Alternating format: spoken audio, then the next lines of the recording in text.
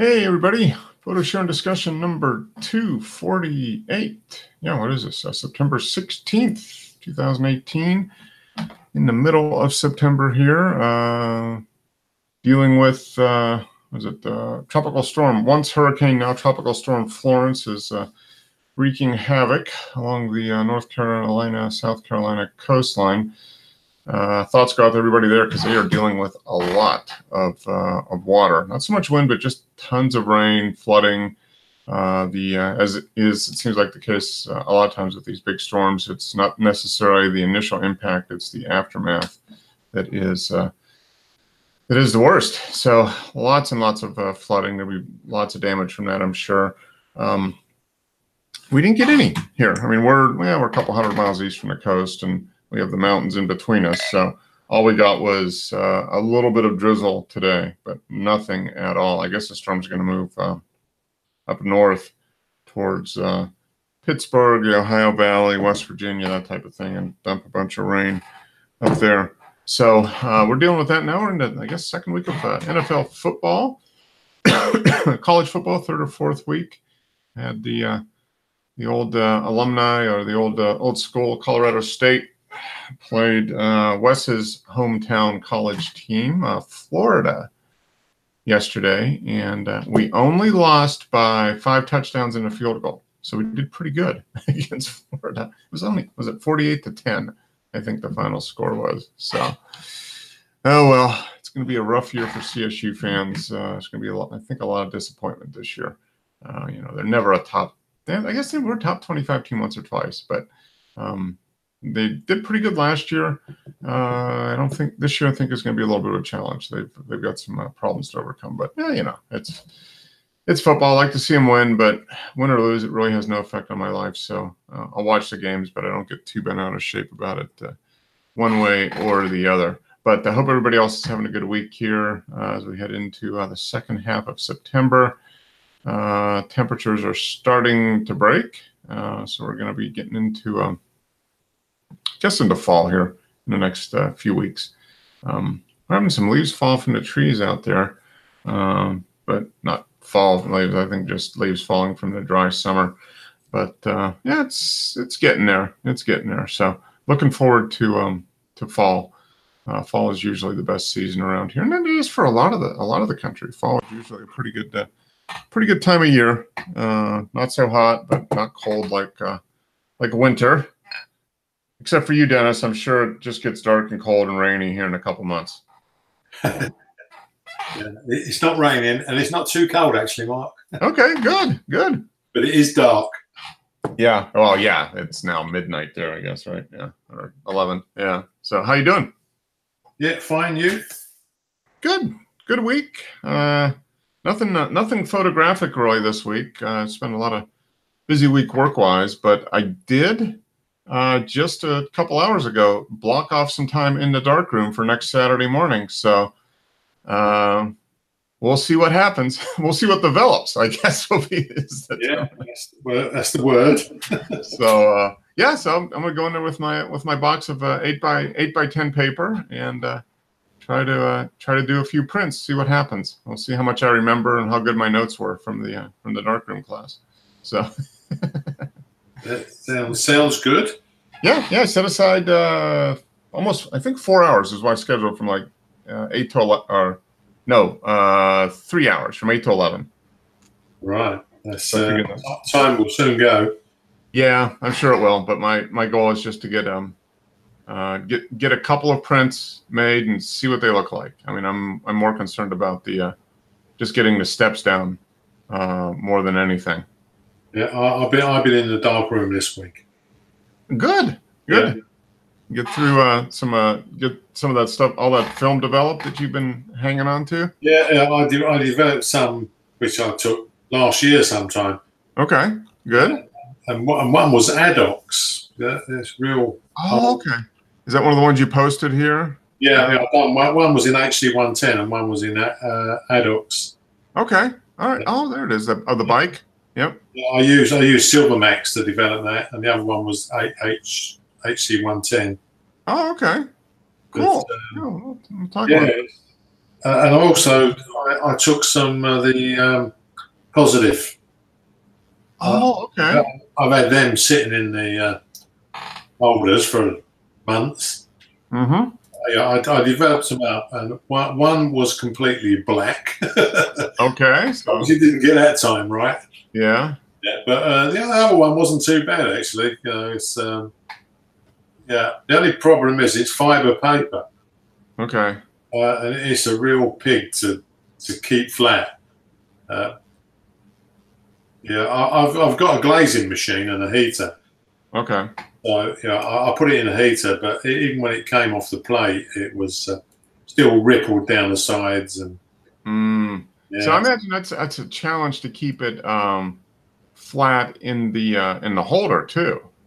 Yeah, right? yeah. Well, no, it's not too bad. Once you wet it, it seems to like hold the water a lot.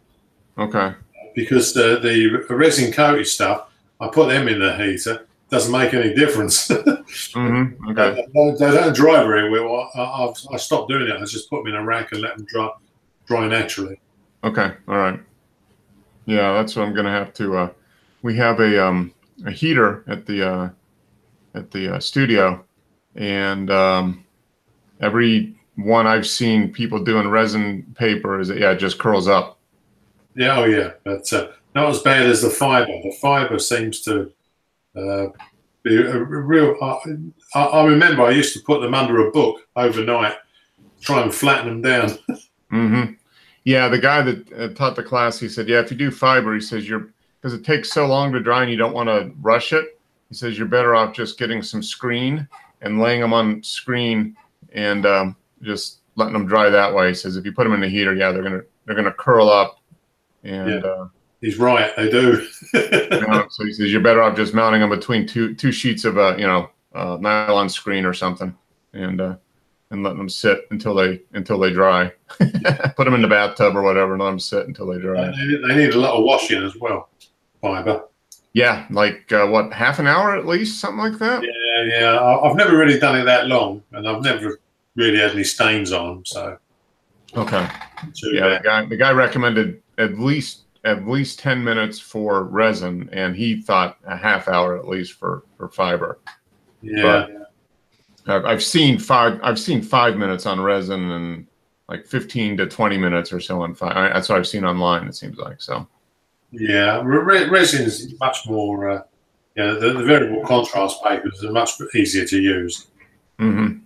Yeah. Okay. Well, we'll find out. If I get whatever I get, I will share next week. So it could be just a curled blob of overexposed crap, or it could actually be a real print. So we'll see. Well, so if I see a 20 by 30 hanging on the wall behind you, I know it works out okay. Yeah. No, that's not gonna.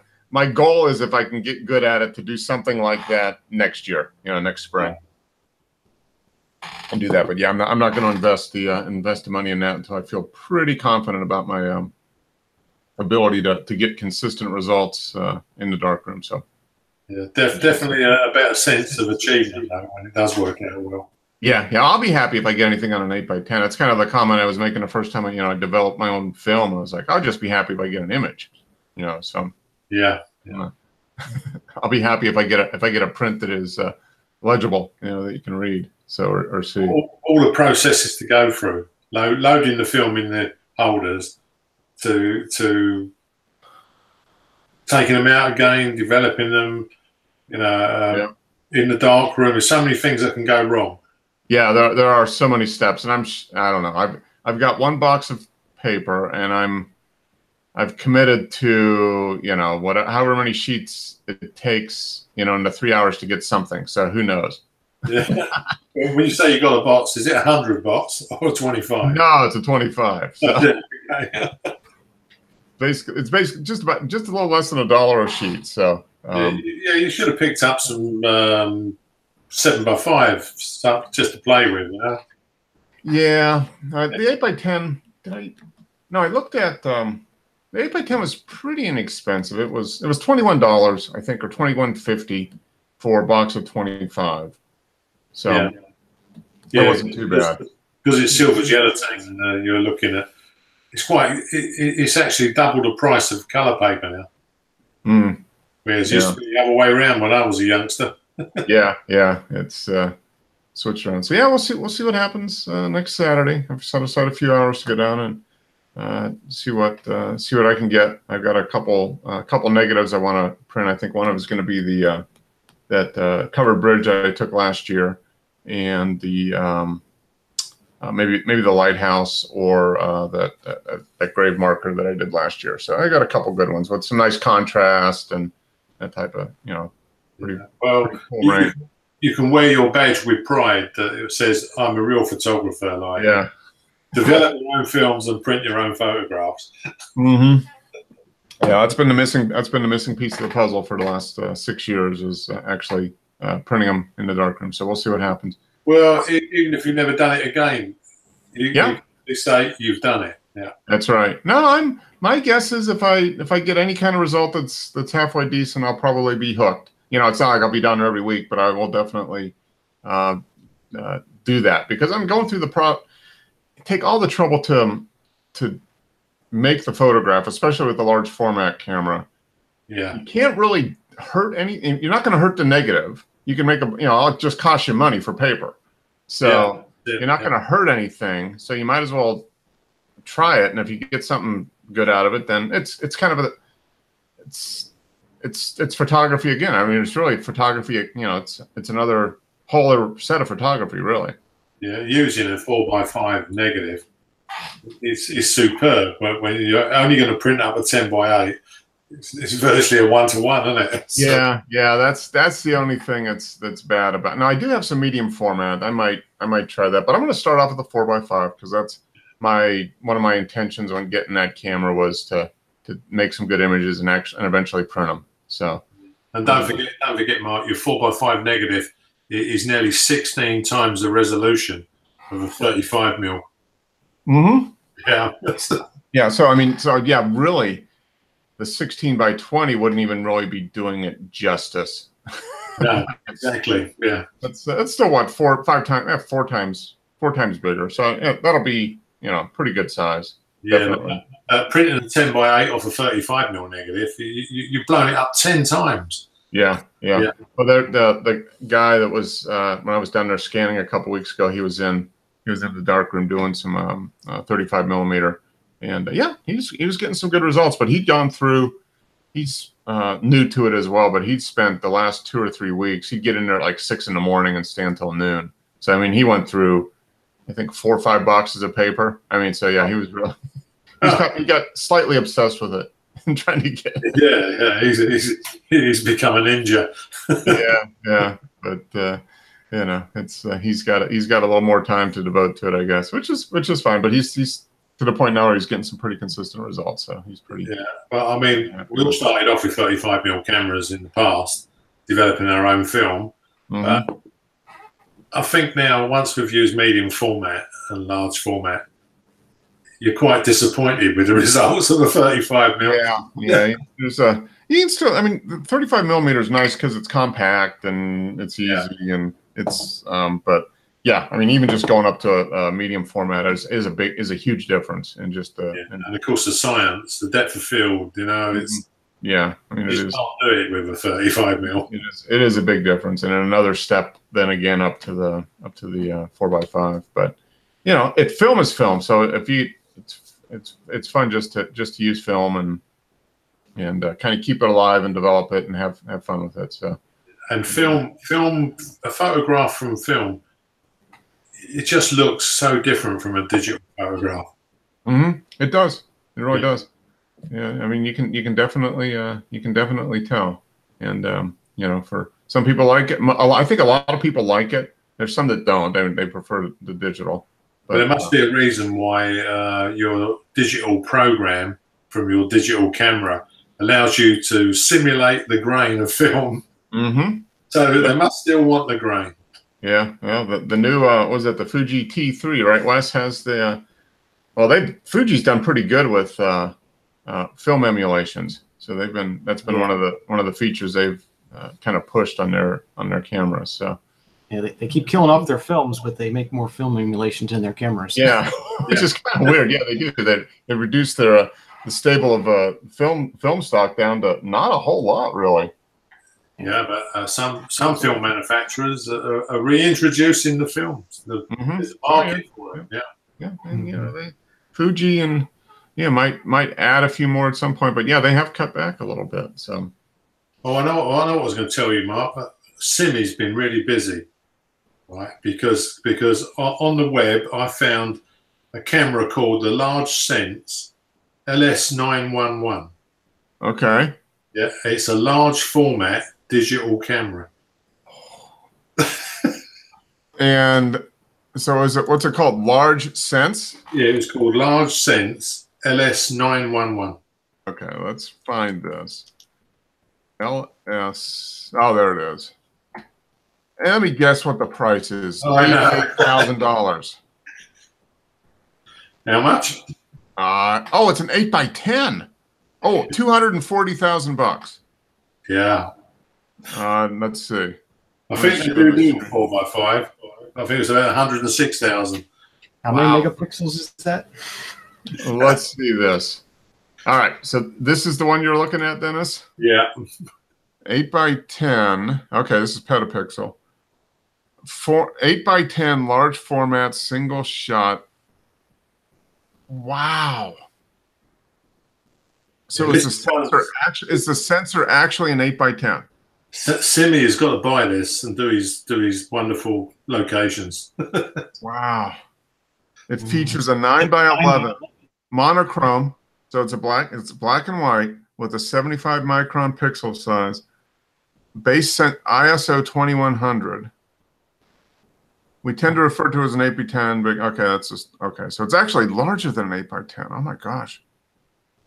Single shot, the entire sensor is run at once.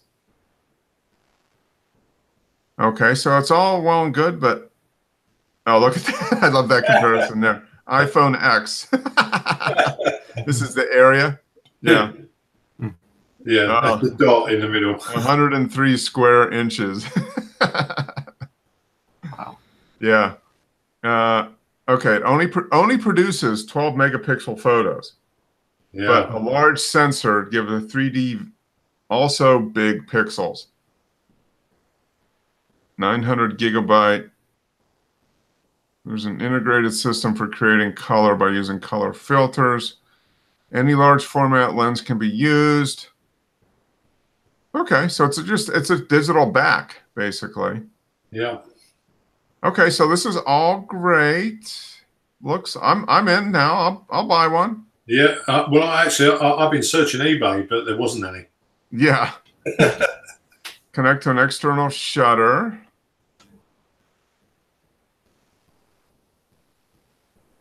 Huh. This is what Joe needs too for studio photography. Yeah, yeah. It would do Joe a treat. Yeah. He just have to sell his truck. Hey, look, they captured a jaguar out in the wild. Okay, so I got all these videos. Oh, okay, 106,000. Oh, okay. Yeah. May have to take out a mortgage. Yeah, it's either the 911 or the LS 911. It's a 911. You can get a 911. Yeah. What? Look at that. Honey, I bought a 911. Oh, I'm looking forward to driving around in it. Well, not really. It's a camera. Well, that's cool. I mean, I'm all for that because by doing this, I mean, the cost is only going to go down. So, you know, at some point, maybe by the time I'm, you know, next 10 years or so, I bet you this is down to $8,000 or $10,000. yeah, it probably will be. Yeah, and it'll be a full color sensor by then. Yeah. It needs an infrared blocking filter. Put one on the lens. No color, no res, crap haptics. On a phase, 100 pixel. I'm out. Yeah. That's the first one. And no 4K. No 4K. Yeah. There you go. Oh, that's cool though. I mean, yeah, it's the first one. So is it a single sized sensor? Or is it a bunch of other ones, You know, see what I'm saying? You kind of paste it together to create it. I don't know. I think it said it read back in sections. Okay. Huh. 126th. Okay, will be available. Okay, so they're gonna do. Okay, so right now it's almost like a pinhole, not a pinhole camera, but they are going to come out with a model that can go up as fast as a 5. So kind of traditional large format shutter speed. Very nice. There you go. Look at that. That's like a lens from the turn of the century there. Yeah. Very cool. That is. I'm all for it. I can't afford it, but I'm all for it. Well, obviously someone's watched the show because we discussed this a few years back, wasn't it? That we need a large format. Yeah, that was that Raj? Yeah, he hasn't been on the show for like 3 years. That's what he's been up to, I guess. Yeah. So they are coming out. Oh, and that's right. I did see. That's the other thing I wanted to talk about. The Fuji's coming out with a medium format camera too. Right. Yeah, rangefinder.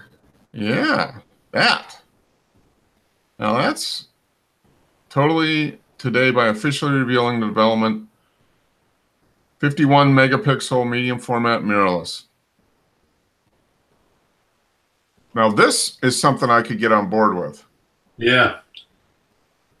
43 by 32, 51 megapixel. You can do 1 by 1. If they can keep it under $2,000, that'll probably sell really well. Yeah, my guess is it's probably going to be about five or $6,000 at this point. I bet, huh? Optical viewfinder can be added, or optional adapter, vertical battery grip. Yeah, 6 lenses. So a 63, a 32 to 64 zoom, a 120, a 110, a 23. Ooh, a wide angle. Huh. Well, it has an aperture ring, command position ring for adjusting aperture. Early 2017. Yeah, this was the one they've had out for a while. The new one's a rangefinder. It's not officially been announced yet. Yeah, so this one's been out. Is this the one? There, mirrorless camera. Is that the one? Yeah, this is a new version of the. This is a new version of the other one. Yeah. Development at the same time. 48. Oh, okay. No, to compete against a $48,000 Hasselblad or the Phase 1 at $51,000. Okay, so the 5050S was 5580. Yeah. Is now following up with the smaller one. Huh. Okay. Well, that's still way out of my price range, but that's coming into the realm of affordable for like studio photographers and that type of thing. Yeah, I mean, when you get to medium format and large format, you can have wide angle lenses with no distortion. Mm-hmm. Yep. Well, that's great to see. I mean, I think that might be the next step, because the digital sensors are getting less. They're dropping in cost. So yeah, and medium format lenses are cheaper to make. Mm-hmm. The technicals are 35 mil. Yep. Yeah. So yeah, I don't know. I mean, that's still out of my price range, but in a few years, I'd probably be in a position where I'd be looking at replacing the Olympus cameras. So if this was in that range of a new, like a new full frame 35 millimeter, which at that point, might be down to $2,000 for the body, or something like that. If this was $3,000, you could maybe justify it. Yeah, if someone makes an adapter, then all those wonderful lenses you pick up for medium format cameras, mm-hmm. $50. Yeah. They're going to be 500. Yeah. No, it's gonna be interesting. I mean, you know, it's not it's a first shot at it, and they're not going to be that you know, for people that are seriously digital, you know, all into all the features that these aren't going to do that, but it'll get there pretty quick. It will, yeah. Because you know, it's just it's a matter of chip size and processing power, so it's there. They've got it. It's just a matter of you know, putting it together in a package that makes sense. So cool. And it sounds like I wanted to talk about the you know, kind of the battle between the Canon and Nikon on the full frame mirrorless, and it sounds like maybe Nikon's winning. I don't know. I don't know what the, you know, I'm sure they're both really good cameras, but it sounds like maybe from the reviewers, I don't know. It seems like maybe the opinion is that the the Z7 maybe is the one that is the best. Well, it's better than the Z6, I guess, but is the one to get. I don't know. Of course, Wes is going to argue because he's going to go Canon, but yeah, I'm kind of still a Canon fanboy. Yeah. Well, you know, the thing is, though, they'll come out with a Gen 2 of the R, probably next year. You know, yeah. With, I think they're gonna. This is kind of a mid-level one. They you know, released, and then they'll come out with a higher end one, and maybe even a little bit cheaper one. Yeah, yeah. So I would think by 2020, you know, a year and a half from now or something, you probably have a couple more choices, and this one will be. You know, this will be replaced already by something else, but you know, it just shows that that's where they think the market's going. The demand is there, so you know, mirrorless is gonna probably take over. That's, you know, why use a mirror anymore? You know, and I think the reasoning was before because you didn't really have the processing power to offer a good live view. I think seems to me that would be the reason, because there wasn't enough power to offer a true itself and the focusing stuff, and that's all it's catching up fast. It's almost there. Yeah. So I mean, I think they've got the focusing speed up, the accuracy's up, and that's just a function of processor power, and it's there now. So a Leica M3 is a mirrorless camera, and that goes back to the 1950s. Yeah. It's a slightly different sensor. Yeah, that's true. That's true. But yeah, it's kind of interesting. I think we've you know, with Canon and Nikon releasing the mirrorless full frame, that's pretty much the change. That's the switch has just got flipped. I mean, they're SLRs. They're not. I don't know. They probably won't be selling. We talked about this last week. I don't think they'll be selling pro level DSLRs in 5 years. I think it'll all be. They're much more technical. You've got to get the mirror out of the way, all the mechanics. Yep. So I think the SLR might be gone in 5 years. Well, it doesn't really. It didn't make any sense from the beginning of digital, because why would you need it? But you needed it because of the focusing and the processing power. But now that's caught up to a point where it's relatively affordable, and it's only going to go down from here. It's not going to go up. I was surprised Fuji never made a full frame camera. With the crop sensor. Yeah, I mean, they just came out with the T3, which was the latest version, and that's the APS. The 1.6, I think, is the crop factor on that. 1.5. 1.5, yeah. Yeah. So that's their third version of that. So they seem to be sticking to. Yeah, they're sticking to their medium format or crop sensor. They're the ones no interest in the full frame. Pentax is coming out with a full frame. Next week? I think 25th, maybe. Is that what I heard? Panasonic, that's next week, I think. And are they still making the medium format digital or not? I don't think they are. Yeah, I don't think so. They were one of the first ones to come out with it. I think they might still have one, but it's not. Yeah, it's an old model. Sounds like Fuji is going to be taking that over.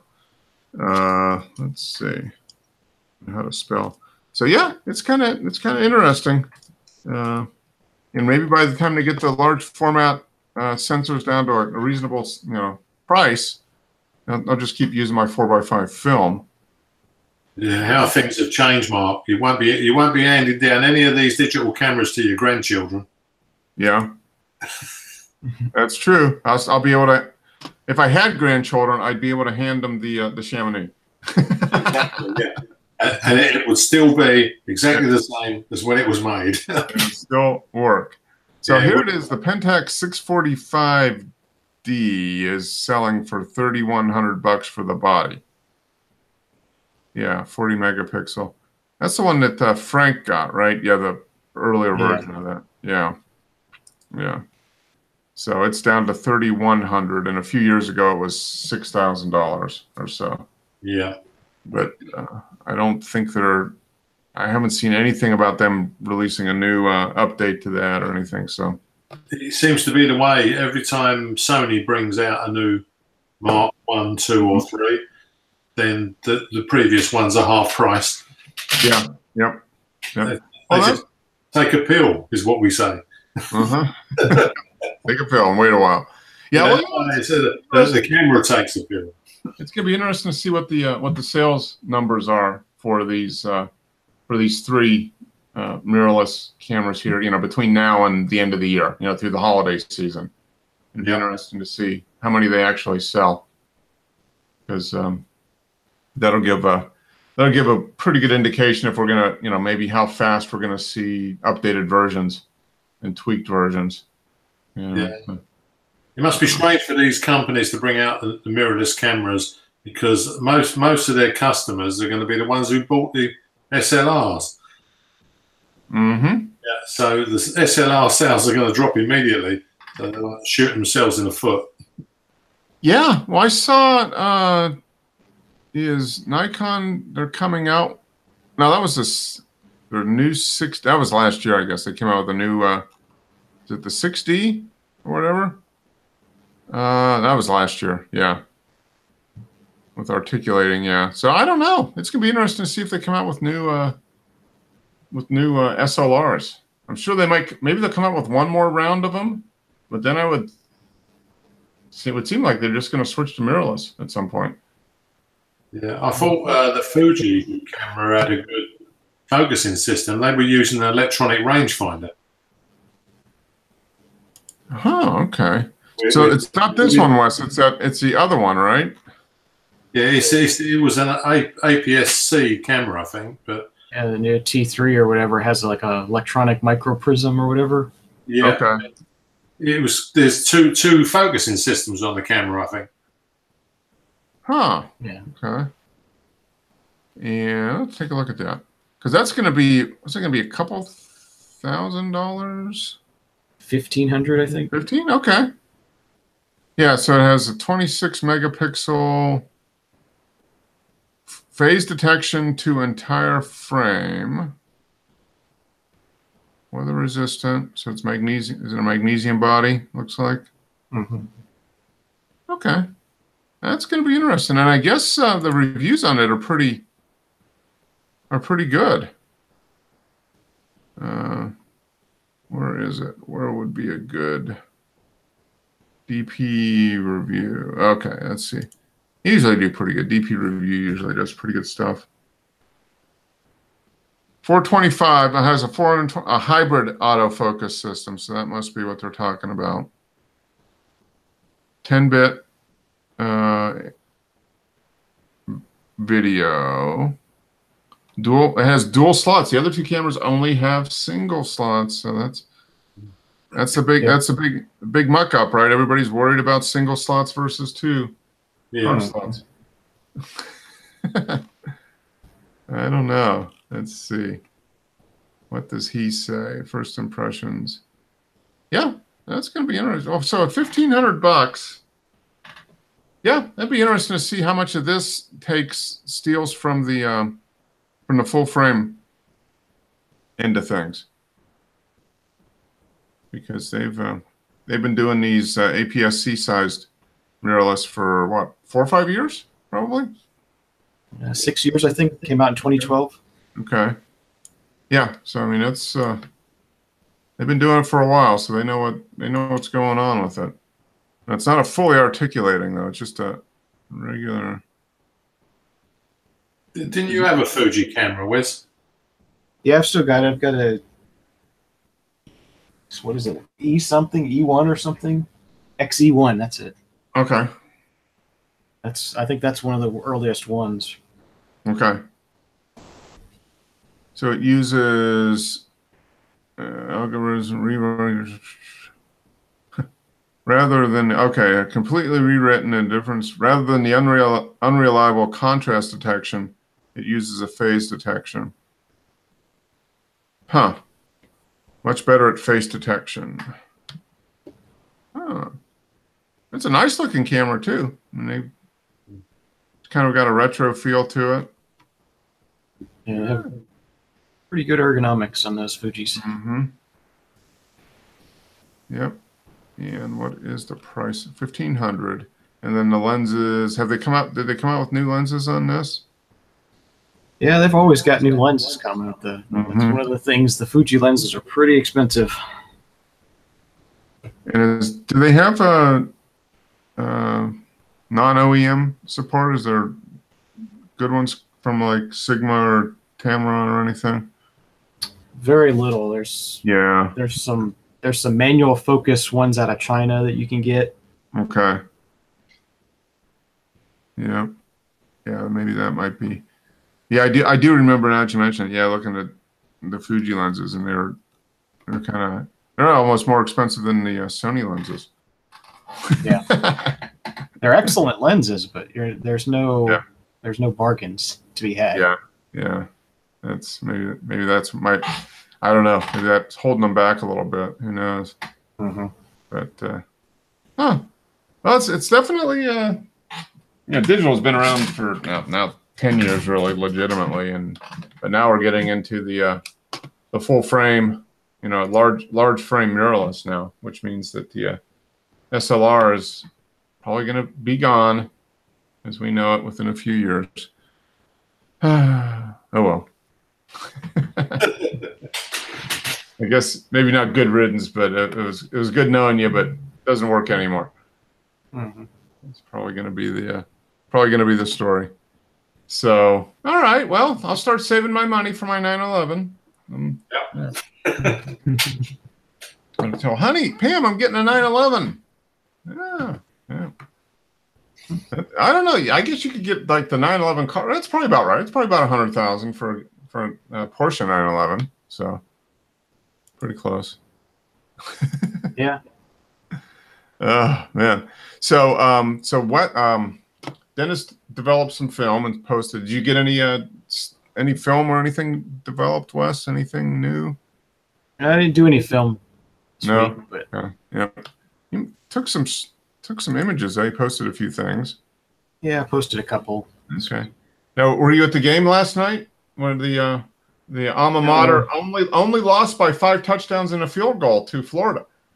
Oh, okay. It's 48-10. It started off okay, but then it got bad really fast. So we stopped watching. So Yeah. after halftime, it was like, this is not good. No. So Yeah, I didn't attend the game. no, I was looking for you. I thought maybe you'd be down there, cheering on the Gators in the swamp. But well, let's jump into the images here because you've got a couple here. Yeah, all right. So let's go here because I think this was the last one. See, this is what you need. Yeah, we didn't share this one last week, did you, Dennis? I don't think so. Oh, yeah, see, yeah, I think we did because that's the inversion, wasn't it? Of okay, yeah, we saw that one, and this one, the 65 f2. Okay, and then so here you go back. Okay, cool. That one, yeah. Okay, this is the one. Yeah, you're taking a look at the detail. Yeah. On this one. We done these, Mark. Yeah, we did that one. We did that one. Yeah, okay. Here we go. This is a new one, I think, right? No, we've done that Nope, one. nope. Yeah, we did that one. Maybe not. There we go. There we go. New one. So this is the okay. 9/11. 29. Okay, so that's what they did on Tuesday. Yeah. Yeah. Yep. Incoming fresh. That is right. That was one of the big points of discussion. Was people that are going to college now have no idea what happened 17 years ago. They have no recollection of it. Yep. Seems kind of wild, but Yeah, it does. Time marches on. So they placed 2,977 flags all around. Huh. Cool. Is this not HDR, just your EM10. yeah, you just push the highlights and the shadows all the way. Okay. So it Yep. gives it kind of an HDR look to it. Yeah, it does. It does have a little bit of a. Yeah, it looks very digital. Yeah. Oh, you just could have blown it out even more, and you get those funky little halos around all the things. That would have been. Then we would have known. Okay. Oh, that's a nice shot. I like this. That's nice. Yeah, I was trying different things to try to make it to where it could tell it was UF and Yep, and that's one of flags and stuff. one of the classic buildings from the campus is that. Yeah. Yeah, I learned something about your flag this week. It was What's it was on one of our quiz shows. They asked how many states rebelled against the British in your War of Independence, Mm-hmm. and it gave them like different numbers, like 5, 7, Mm-hmm.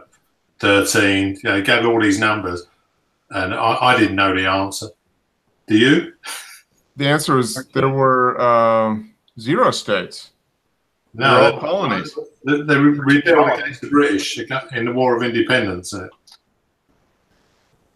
It was 13, and it's the stripes on the flag, which are the 13 states that rebelled. Mm-hmm. Yeah, so I learned something. Yeah, I didn't know what the stripes. Apparently, there's 13 of them. Yeah, there are 13 stripes. 4, 5, Yeah. 6, 7, 8, 9, 10, 11, Yeah. 12, 13. Yep. Yep. There are, and then the stars representing all the individual states. Yep. Which is Yeah, that was the 13 states that rebelled against British rule. So, Yep. yeah. How's it been since, Mark? That's been pretty good, I think. You were a little upset. Came back in 1812. Did a little barbecue in D.C. and then got kicked out again. Yeah. Okay, so Jose with the Brown Pelican shot. Ooh, with a 70 to 300. Yeah, he's got the full Sony kit, I think. Yes, yeah, that lens is really expensive. Yeah. That's nice though. Nice shot. I like it. Position in the image. You get that. Yeah, that's a very nice shot. Pelicanus occidentalis. As well. Yeah, and I did. Now they need to. I think is that the largest telephoto lens that Sony makes right now? They don't make a 500 or 600, do they? I don't think so. I think this is the most expensive and the Yep. yeah, the 300 mil. Yeah. You know of a bigger one, Wiz? No, I don't know a lot of Sony, but yeah, I haven't seen anything. Yeah, I haven't seen anything. I thought this was probably the biggest one. I know. Yeah, it's probably a $2,000 lens at least. Yeah, they weigh they weigh a couple of kilograms, I think. It was okay. Have 4.5 to 5.6. Oh, this is a zoom. Yeah, yep. It's a good size lens. That's a nice shot. Well framed and sunset at Silver Sands. Oh, plane catch. I get it. Sun kind of going down into the. Very nice, Simi. Yeah. Well, Simi, it would have looked so much better on a digital medium. Yeah, I think the LS911 is He needs a few more images to hit Explorer, and then he can probably afford that LS 911. Yeah. Okay, yeah, 500th of a second. Yeah, I guess that makes sense. Shooting right into, doesn't look that bright, but it is from the camera side of things. It's pretty. There's a fair amount of light there. I'd love to have a play with one of those cameras, Mark. Yeah, Yeah. that would be. Well, I'm sure we'll see more. You know, if you kind of bookmark their site, you'll probably see more and more images from them. You know, landscape and that type of thing. It'd probably be interesting, but yeah, I think it would be a great one for studio. So this, Christy hasn't posted an image in quite a while. Expired Kodak VPS, developed in D76. Princeton, New Jersey. Huh. You can see that's film. Yeah. I don't know how expired it is, but yeah. That's a neat. That's pretty grainy. Yeah, it is. Kodak decent. Yeah, I wonder if it was the film itself or the development process. But yeah, it's an older image. Do you know what Kodak VPS is? I've never heard of that before. No. No, it's got to be a real old film, isn't it? Yeah. Huh. Yeah. Let's see. Mother Google should know. It was a Vericolor. Vericolor. Okay, so that's why she did it in. She just did it in DP. Discontinued in '97. Yeah, so 20 years. Yep. So she's developed it in black and white. Yeah, kind of like I did with the Kodachrome. Yeah. Oh, I found out about that. Remember we were saying this? You know, looks like a shot from like 1980 or whatever. Those images that were on that roll of film. Yeah.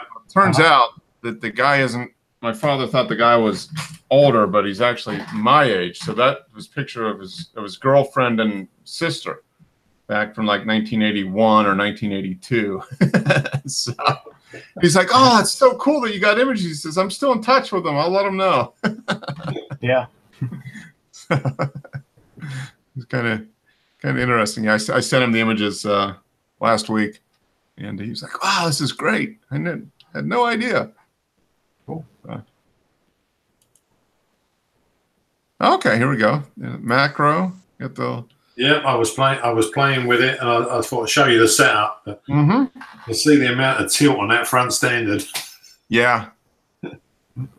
Extend it out with the extension. Yeah. Tilt. And the one light there. Yeah, I was using the Rodenstock 210 on this. Okay. Yeah, I just because I used the 150 before, and I thought I'd see if I could get a real close up. Well, you get pretty good with that. Yeah. Oh, that's cool. Yeah, that's large format macro or close to it. So this was the this was outdoors, right? Yeah. Yeah, that's outdoors. Yeah. Yeah. Okay. That's a good setup. Okay, but here's the result. Then is the result is next to it. Yeah. Yeah. Oh, that's nice. That's all 4x5. Yeah. HC 110. Yeah, a lot of detail there. Yeah, it's cool. Yeah, it is very nice. Because the figurine's quite small, really. Yeah, I mean, it's not. Yeah. I mean, that little section is a couple of inches, probably. Yeah, 2, 3, 4 inches, maybe. It's not that big, Mark. I'd say it's probably about 1.5 inches. And okay. Yeah, and that filled full screen. Upside down, of course. Yep. Yeah, that's nicely framed. That came out really nice.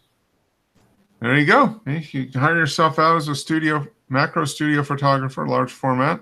I think I might starve to death. Yeah, my brother put I put that on the Facebook, and my brother sent me a message saying, "Brother, you don't look too good." Yeah. Go see the doctor. Yeah, I told him I was doing the no food and no water diet, and it seemed to be working well. I'm doing a hunger strike till they bring back the until they bring back what was a good film? Until they bring back Kodachrome. I'm hunger strike until they bring back Kodachrome.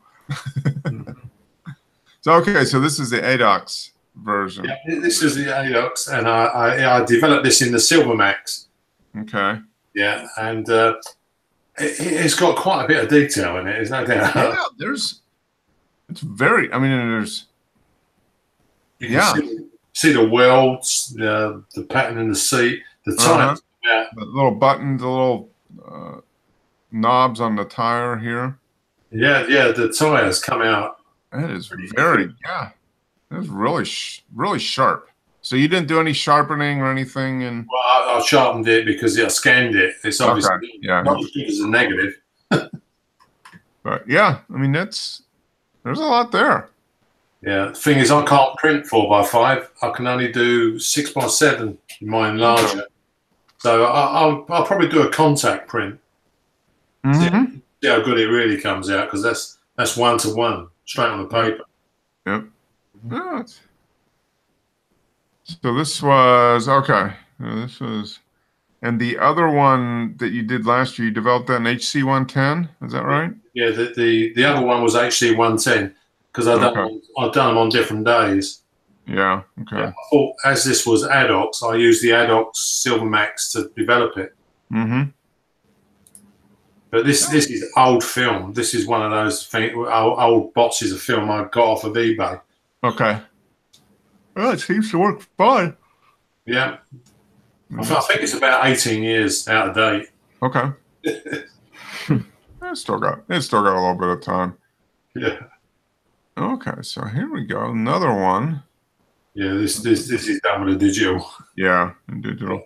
I had real problems getting the eyes because it's electronic and they were changing colour. Oh, okay. And it seemed every time I pushed the shutter, I got no colours whatsoever. Okay. Well, there's the light. That's interesting. The light that's off to the side there. Okay, so you got them both blue. So that was good. How many shots did it take to get I think it took about 14 shots. Okay. I got a couple of green ones and only one blue. Okay. No, the blue is nice. Yeah. The LED is actually in the bottom of the book, so the light's inside the book. Yeah. Oh, very neat. It's a neat shot. The sun is always shining. Oh, I didn't. I'm missing the exif information. I don't know what. Probably Windows. All right. F11. 28. Only in 5 groups. Wow. We were. See me slipping now. Yeah. Must had something urgent come up or something. I reckon he brightened that rock up in the front. Yeah. Probably, yeah. That's a nice shot, though. He is quite the landscape photographer. Here we go. So, okay, so this was the Voigtlander 65, 1/6 of a second. Okay. Yeah, 1/6 of a second. It's. I will give it to the Sony digital camera, the fact that you can take photographs handheld, because that's what this was, handheld. Okay, this wasn't a tripod then. Okay. It's I seem to be doing quite a few shots at 10th of a second and 15th of a second, and they're coming out quite reasonable. Yeah, I mean there's nice and sharp. I mean the sensor's got to be built-in suspension system. Mm-hmm. That's basically the same system that's in the Olympus. I mean, it's the same. They make, and Nikon has in body, right? Canon is in lens, right? Yeah, for Yeah, I mean, having it in the body is excellent because whatever lens you put on, Yeah, stabilized. Yeah. oh, it's very nice for for that relatively slow speed. Oh, he probably handheld this too for 5 seconds. What do you think? Very nice. Yeah, nice shot, Simi. Yeah, I think you just need to man up and get that LS911. I mean, I think it's really Well, the large format picture I took of the skull, Mm-hmm. I think that was 30 seconds, Mark. That was 30 seconds? Yeah. Wow. Okay. 30 seconds. And I just had a cable because there's no timer, is there? Yeah.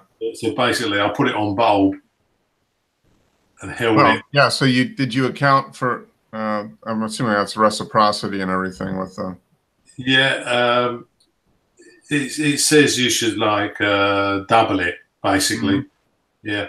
I don't calculate it out with a calculator like some of them do. Okay. I just there's an app that you can get for the phone that'll do that. You can plug in the film that you're using, the setting, and then it accounts for bellows extension. Yeah. So you pop in what lens you're using, and then the bellows extension. So if the bellows extension is more than the lens, then it adds that into it as well. So yeah, I think I normally work if it's 2 seconds. Mm-hmm. 2 seconds. I'll just double up the exposure time. Okay. Yeah, and it seems to work okay. Yeah. Yeah. Thanks. A lot of latitude on black and white film. I wouldn't get away with it on a positive, I don't think. Yeah, that's true. Yep. Yeah. Film, especially black and white. Yeah. There's much. You have a wide range of possible of outcomes, and can still get something that's pretty. Yeah. I put a black sheet behind in that light tent. Mm-hmm. I hung a blank behind it because I wanted no background whatsoever. Yeah. Yep. Yeah. Okay. Yeah. No, that's a good. That's a good shot. Yeah. The light is just a daylight LED. Okay. All right. Yeah, because obviously black and white film is more sensitive to blue. Yep. So using a daylight LED, I think it was about 6,000 Kelvin. Okay. So that's like beyond daylight. Yeah. Yep. Very cool. Yeah, it's a nice little set. You just got your little softbox in there and black cloth behind it and single light. It came with loads of different coloured cloths. You just hang up on Velcro. Oh, okay. That's a neat idea. I might need to. Did you get that on eBay? Yeah, it's quite cheap stuff, So. Mm-hmm. Yeah, it might be I need one of those to take pictures of my beer for Untapped, Wes. Yeah, there's the spotlights, Mark. They're like theatre lights, will hang up on the flyers. But I got 6 of them on eBay for 99 pence. Wow. I was the only one that bid, and they didn't put a reserve on. Oh, okay. The guy sent me. I got boxes of them. the guy sent me a message saying he was very disappointed with the price. Yeah, I bet.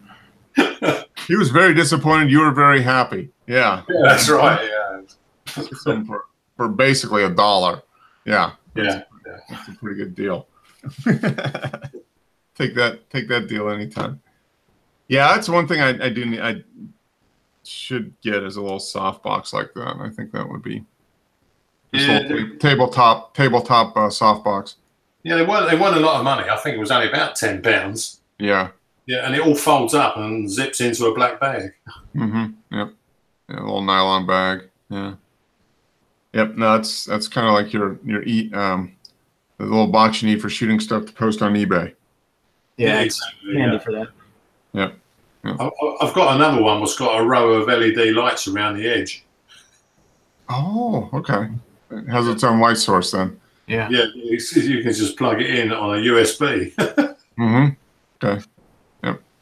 That's a good idea. Yeah, that's one thing I haven't done is done anything really as far as indoor lighting or softbox stuff. So Yeah, well, it's good for this country because it's usually grey skies and raining. mhm. Yeah, it's good to do something indoors. Yeah. Yeah, no, that's for this kind of stuff you're doing here is perfect. And that's, Yeah, well, every time I try and get someone to sit still long enough to do portrait, mhm. as they see a camera, they run a mile now. Even the dog goes. Yeah. Uh-oh, here it comes. Gonna hide. Is it? He's got a camera out. Time I weren't here. Yeah. Yeah, yeah, yeah. Your family's like my family. Same thing. Yeah. Oh, he's got the camera out. No, stop. Oh, good one. Good show, guys. Good images. So hopefully next week I'll have some prints to show. I can't guarantee quality of said prints, but we will. Hopefully I get an image on paper. That's my objective. And hopefully I don't go through all 25 sheets of paper to get an image. No, it won't be that bad, Mark. Yeah. Well, you got to cut one of them up as a test strip. Yeah, that's why I figure I'm going to sacrifice at least 1 or 2 sheets for test strips. Yeah. And then probably another. Yeah, I'll be happy if I get out of there with a couple prints and 5 or 6 sheets. I mean, that's kind of my goal. And we'll see if how I do, and if I like the process, which I'm sure I will like the process once I get something that's acceptable. And then is it gloss paper you bought?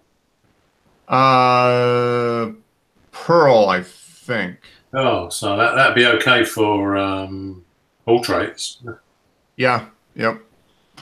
Yeah. It was cheaper than the gloss, and it was and I guess Pearl is gonna give a little bit. Well, it's a little bit more matte finish. So yeah, you'll get a semi matte. Yeah. Yeah. Which is nice. So yeah, we'll see if it works. I'll probably be putting some larger paper on my holiday wish list. That's kind of the objective. So okay, well now it works. So I need lots of 16 by 20 fiber paper. 16 by 20 fiber.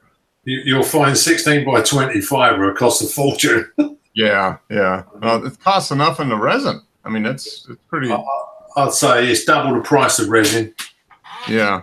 Resin variable contrast would be best to use, especially if you've got a color head on the enlarger. Mm-hmm. Yeah. Let's see here. So this is Adorama's version. This is 20 sheets of 16 by 20 resin coated. Oh, that's inkjet paper. I don't want that. Photo paper. Oh, variable contrast RC paper. There we go. Ilford. 100 sheets. That's 8 by 10. Ooh, do they even have 16 by 20? Oh, I'm sure they do. Yeah, they do have 16 by 20, but I'd say, I guess it'd probably be about $200. Yeah, I'm seeing 11 by 14, 10 sheets for $17.50, 8 by 10, $250. Yeah, it's going to be a little. There's 5 by 7. Yeah, that was pretty cheap, but that's barely enough to get anything on. That was my kind of thought. I'd just go with the 8 by 10 because at least I could get an image, a large enough image. Let's see, 16 by 20. 10 sheets, $36.50. So 360. It's like a sheet of Kodachrome, of Ektachrome. Yeah. Or Ektar, I mean. It's like a sheet of Ektar, basically. Because I pay about $3.50 a sheet. If I get a 10 sheet box, it's like $38 or something. So, but this is a 16 by 20, so it's not too bad. But yeah, I mean, it's still $40. 50 sheets is 150. Yeah, that's not too bad. 50 sheets is $150. So that's down to $3 a sheet. Yeah, they usually come in boxes of 50. Yeah, 10 sheets. 10 sheets is $53. Oh, okay. That's multi-grade 4 deluxe. Oh, that's satin. This is glossy is more. 50 sheets, yeah. So 50 sheets of pearl is 150 for 16 by 20. So yeah, that'll be, so if I get something that's worthwhile, I will maybe try to get a box of that for see if Santa brings me a box of that, and give it a shot and see what I get. Although really, well, that's the large as the enlarger will do in the dark room. So I really don't have any choice. It only goes up to 16 by 20. I take it they got trays with the chemicals, which would take the sheets. Yeah. Yeah. Yep. They've got the different size trays all the way up to 16 by 20. You know, they've got the small. Yeah, they've got 3 sizes. I think they have like a 5 by 7. You know, the big that'll hold like an 8 by 10 sheet, and then the really big ones. Yeah. So, and the washer will hold 16 by 20. So everything is you can print up to 16 by 20, and everything else is size for that. So, but I got to get something that's workable on an 8 by 10 first. So that's the goal. We will see, but should be fun. So I'll share whatever I get, good, bad, or otherwise. So, all right, guys. Hey, have a good week. Thanks for showing up as always.